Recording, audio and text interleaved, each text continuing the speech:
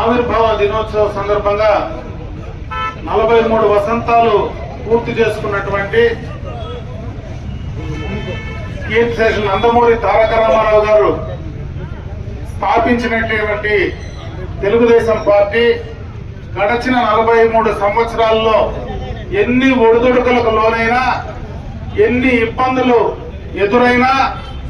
లేచి నిలబడినటువంటి తెలుగుదేశం పార్టీకి వెన్నుదన్నగా ఉన్నటువంటి తెలుగుదేశం పార్టీ కార్యకర్తలకు, నాయకులకు, అభిమానులకు, ముఖ్యంగా తెలుగు ప్రజలకు పార్టీ ఆవిర్భావ దినోత్సవ శుభాకాంక్షలు తెలియజేసుకుంటున్నా. భారతదేశ చరిత్రలో తెలుగుదేశం పార్టీ ఒక మైలురాయి లాంటిది. ఎందుకంటే పార్టీ స్థాపించిన 9 నెలల్లోనే అధికారంలోకి వచ్చినటువంటి ఏకైక పార్టీ తెలుగుదేశం పార్టీ అని చెప్పే సందర్భంగా కూడా తెలియజేసుకుంటున్నా.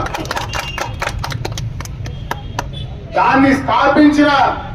కీర్తిశేషులు నందమూరి తారక రామారావు గారు పార్టీలో ఒడిదొడుకుల్లోనే ఒక్కసారి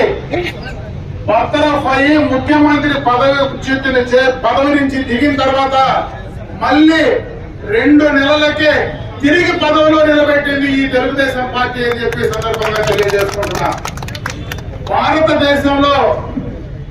సంక్షేమాన్ని తీసుకొచ్చినటువంటి ఏకైక పార్టీ, మొట్టమొదటి పార్టీ ఈ తెలుగుదేశం పార్టీ అని చెప్పి సందర్భంగా కూడా గుర్తు చేస్తా ఉన్నా.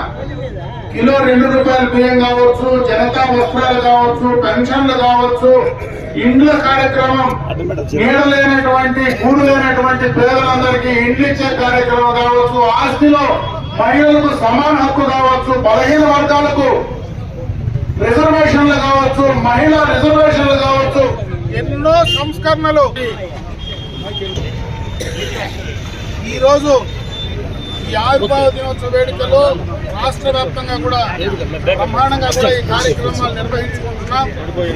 తెలుగుదేశం పార్టీ ఆంధ్ర రాష్ట్రంలో అటు ఉమ్మడి, అటు తెలంగాణ కావచ్చు, ఈరోజు విభజన ఆంధ్ర రాష్ట్రం కావచ్చు, 2 రాష్ట్రాల్లో కూడా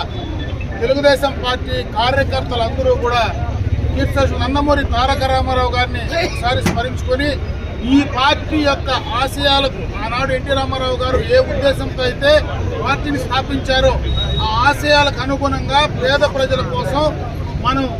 కష్టించి పేద ప్రజల అభ్యున్నతి కోసం పాటుపడడానికి ఆ యొక్క ఆశయాలన్నీ కూడా నిలబెట్టాలని చెప్పి మరొకసారి తెలుగుదేశం పార్టీ కార్యకర్తలందరికీ కూడా తెలియజేసుకుంటూ అందరికీ కూడా